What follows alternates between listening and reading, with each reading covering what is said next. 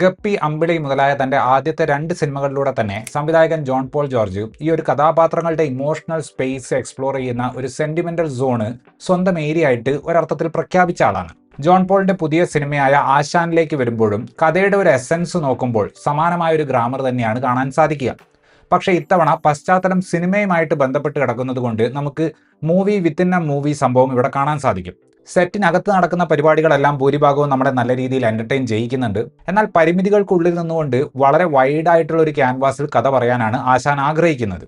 അതുകൊണ്ട് പല സ്ഥലങ്ങളിലും പ്രാക്ടിക്കാലിറ്റിയിലേക്ക് ഓഡിയൻസിന്റെ ഒരു ശ്രദ്ധ പോകുന്ന അവസ്ഥയുണ്ടാകും. വളരെ സത്യസന്ധമായിട്ടുള്ള ആംബിഷ്യസ് ആയിട്ടുള്ള ഒരു കോൺസെപ്റ്റ് ആണ് ആശാന്റേത്.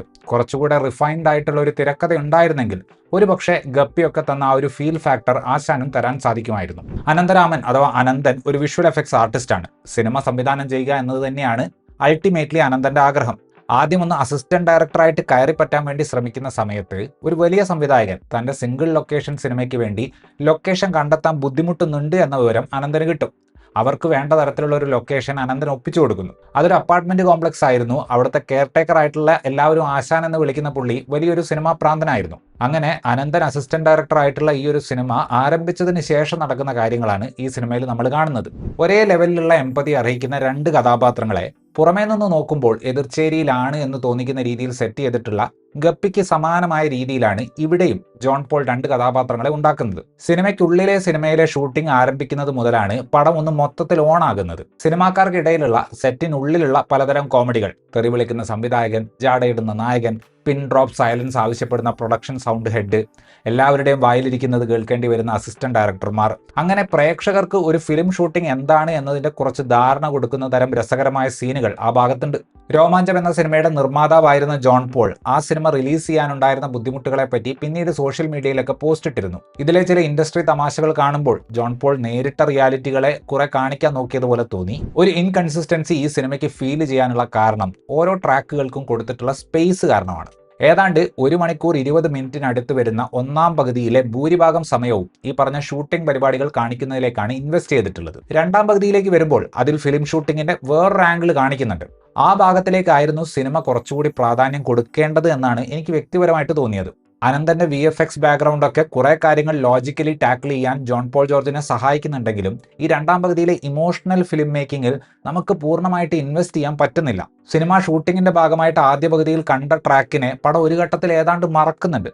അനന്തന്റെയും ആശാന്റെയും ബാക്ക് സ്റ്റോറിയിലെ ഇമോഷണൽ ഘടകങ്ങൾ നമ്മളിൽ വലിയ ഇമ്പാക്ട് ഉണ്ടാക്കുന്നില്ലെങ്കിലും ഫിലിം മേക്കിങ്ങിന്റെ ആവേശവും ടെക്നിക്കുകളും കാര്യങ്ങളും ഒക്കെ കാണിക്കുന്ന ഭാഗങ്ങൾ കുറച്ച് സ്വാഭാവികമായിട്ട് തോന്നുന്നുണ്ട്.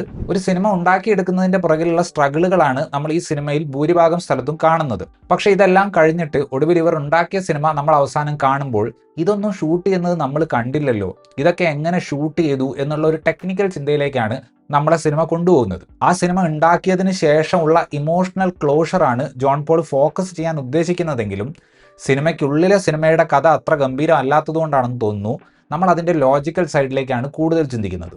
എഗ് വൈറ്റ് VFX എന്ന കമ്പനിയാണ് ഈ പടത്തിലെ വിഷ്വൽ എഫക്ട്സ് ഭാഗം ചെയ്തിട്ടുള്ളത്. ലൈറ്റിംഗ് ഒക്കെ സമർത്ഥമായിട്ട് ഉപയോഗിച്ചുകൊണ്ട് മികച്ച ക്വാളിറ്റിയിൽ പരമാവധി റിയൽ ആയിട്ട് തോന്നുന്ന രീതിയിൽ തന്നെ അവരത് ചെയ്തിട്ടുണ്ട്. ജോൺ പോൾ ജോർജ് തന്നെയാണ് ഈ സിനിമയുടെ സംഗീതം നിർവഹിച്ചിട്ടുള്ളത്. പലർക്കും അറിയാവുന്നതുപോലെ കുഞ്ഞിക്കവിൾ മേഘമേ എന്ന പാട്ട് വലിയൊരു ഹിറ്റാണ്. വേറെയും നല്ല പാട്ടുകളുണ്ട്. അതിലൊന്ന് പാടിയിട്ടുള്ളത് MG ശ്രീകുമാറാണ്. ആശാൻ എന്ന കഥാപാത്രത്തിലൂടെ ഒരർത്ഥത്തിൽ സ്വന്തം ഫിൽമോഗ്രാഫിയുടെ ഒരു ഷോ റീൽ കാണിക്കാനുള്ള അവസരമാണ് ഇന്ദ്രൻസിന് ലഭിക്കുന്നത്. തുടക്കത്തിൽ നമ്മൾ പുള്ളിയെ കാണുന്നത് വളരെ ഫണ്ണായിട്ടുള്ള ഒരു അങ്കിൾ എന്ന രീതിയിലാണ്. പിന്നെ വളരെയധികം ആവേശമുള്ളൊരു സിനിമാ പ്രാന്തനായിട്ട് പുള്ളി മാറുന്നുണ്ട്. അതിനുശേഷം ഹോമിലൊക്കെ നമ്മൾ കണ്ടിട്ടുള്ള ആ ഒരു നിഷ്കളങ്കമായ ഒരു ഫേസിലേക്ക് ആ ക്യാരക്ടർ പോകുന്നുണ്ട്. ഒരു ഘട്ടത്തിൽ അയാളുടെ ഉള്ളിലുള്ള ദേഷ്യത്തിന്റെ ഒരു ലെവൽ നമുക്ക് മനസ്സിലാവും.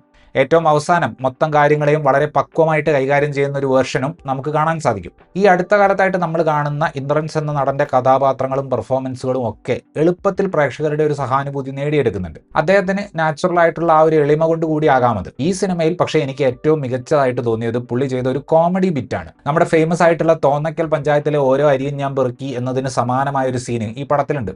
അതിൽ പുള്ളി ആശാനിൽ നിന്നും പെർഫോമർ ആകുന്നതിന് മുന്നേ ട്രാൻസിഷനൊക്കെ ചെയ്യുമ്പോൾ മുഖത്തെ എക്സ്പ്രഷൻ മാറുന്നതും ഒരു സൗണ്ട് ഇടുന്നതും ഒക്കെ കണ്ടിട്ട് ഞാനൊക്കെ ഇരുന്ന തിയേറ്ററിലെ ആളുകൾ ചിരിച്ചു മറയുന്നുണ്ടായിരുന്നു. ഒരു നടൻ എന്ന നിലയിൽ കൊമേഡിയൻ സ്വഭാവം ഇല്ലാത്ത ഒരു റോള് ജോമോൻ ജ്യോതിറിന് ലഭിക്കുന്നത് ഇതാദ്യമാണെന്ന് തോന്നുന്നു. അനന്തൻ എന്ന കഥാപാത്രത്തിന്റെ അസിസ്റ്റന്റ് ഡയറക്ടർ ആയിട്ടുള്ള സ്ട്രഗിളുകളും കാര്യങ്ങളും കാണിക്കുന്ന ഭാഗത്ത് സ്വല്പം ഹ്യൂമറിന് സ്കോപ്പ് ഉള്ളതുകൊണ്ട് ജോമോന്റെ പ്രകടനം ആ ഭാഗത്ത് നല്ലതാണ്. പക്ഷെ കഥ കുറച്ചുകൂടി ആ ക്യാരക്ടറിന്റെ ഇമോഷണൽ സ്പേസിലേക്ക് പോകുമ്പോൾ, അതായത് അവസാനത്തേക്ക് അനന്തൻ ഇമോഷണൽ ആയിട്ട് കട്ടും പാക്കപ്പും ഒക്കെ പറയുന്ന ഭാഗങ്ങൾ സിനിമയിൽ വരുന്നുണ്ട്. അവിടെയൊന്നും ആ കഥാപാത്രത്തിന് വേണ്ടി നമുക്ക് റൂട്ട് ചെയ്യാൻ തോന്നുന്ന പോലെ പെർഫോം ചെയ്യാൻ ജോമോന് സാധിക്കുന്നില്ല. അതൊരു പെർഫോമൻസ് ആയിട്ട് തന്നെ നമുക്ക് ഫീൽ ചെയ്യുകയാണ്. പുട്ടിന് ബീര പോലെ തെറി വിളിക്കുന്ന സംവിധായകനായിട്ട് വന്ന ശോഭി തിലകൻ ഒരു ഗംഭീര കാസ്റ്റിംഗ് ആയിരുന്നു. ഇൻഡസ്ട്രിയിലുള്ള ആളുകൾ പുള്ളിയെ നടൻ എന്ന രീതിയിൽ കൂടുതൽ എക്സ്പ്ലോർ ചെയ്യണമെന്നാണ് ഈ പടം കണ്ടപ്പോൾ തോന്നിയത്. പ്രൊഡക്ഷൻ കൺട്രോളറായിട്ട് വന്ന അപ്പുണ്ണി ശശി സ്വന്തം റോള് രസകരമായിട്ട് ചെയ്തു. ബിപിൻ പെരുമ്പിള്ളിയാണ് സൂപ്പർ സ്റ്റാർ നടന്റെ കാരിക്കേച്ചർ റോള് ചെയ്തിട്ടുള്ളത്. തമിഴ് യൂട്യൂബർ ആയിട്ടുള്ള മദൻ ഗൗരിയിൽ തുടങ്ങി നമ്മുടെ നാട്ടിലെ അടക്കം ഒരുപാട് കോണ്ടന്റ് ക്രിയേറ്റർമാർ ചെറിയ വേഷങ്ങളിൽ ഈ സിനിമയിൽ വന്നിട്ടുണ്ട്. നമുക്ക് പരിചയമുള്ള എലമെന്റുകളെ ചെറുതായിട്ട് മാറ്റിപ്പിടിച്ചതുമായിട്ടുള്ള സാധനങ്ങളുടെയും ഒരു മിക്സാണ് ആശാൻ. ഇതിലെ പ്രധാന രണ്ട് കഥാപാത്രങ്ങളുടെ പേഴ്സണൽ സ്റ്റോറികളും സിനിമ ഉണ്ടാക്കിയെടുക്കാനുള്ള കഷ്ടപ്പാടുകളും കാണിക്കുന്ന രണ്ട് ലെയറുകളാണ് ഈ സിനിമയ്ക്കുള്ളത്. ഈ രണ്ട് ട്രാക്കുകളിലും നമുക്ക് ഇമോഷണലി കണക്ട് ചെയ്യാൻ പറ്റുന്ന ഭാഗങ്ങളും ഉണ്ട്. അതുപോലെ തന്നെ ജനറിക് ആയിട്ട് തോന്നുന്ന അല്ലെങ്കിൽ കൺവീനിയൻസിന് വേണ്ടി നടത്തുന്ന ചില വിട്ടുവീഴ്ചകളുള്ള ഭാഗങ്ങളും ഉണ്ട്. ഇമോഷണൽ സ്റ്റോറി ടെല്ലിങ്ങിനെ സിനിമയുടെ പിന്നാമ്പുറ കാഴ്ചകളുമായിട്ട് ക്ലബ് ചെയ്യുന്ന ഈ പടത്തിന്റെ ഒരു ആസ്പിറേഷൻ വളരെ ജെനുവിൻ ആയിട്ടുള്ളതാണ്. പക്ഷെ ഞാൻ ഈ പറഞ്ഞതുപോലെയുള്ള ഒരു ഇമോഷണൽ ഇൻകൺസിസ്റ്റൻസി മേക്കിങ്ങിലുള്ളത് കൊണ്ട് കഥാപാത്രങ്ങൾക്ക് വേണ്ടി പൂർണ്ണമായിട്ടും ഒന്ന് റൂട്ട് ചെയ്യാൻ നമുക്ക് തോന്നുന്നില്ല. ഇത്രയുമായിരുന്നു ഈ സിനിമയെക്കുറിച്ചിട്ടുള്ള എൻ്റെ റിവ്യൂ. വീഡിയോ ഇഷ്ടപ്പെട്ടാൽ ലൈക്ക് ചെയ്യുമെന്നും കൂടുതൽ വീഡിയോകൾക്ക് വേണ്ടി ചാനൽ സബ്സ്ക്രൈബ് ചെയ്യുമെന്നും പ്രതീക്ഷിക്കുന്നു. താങ്ക്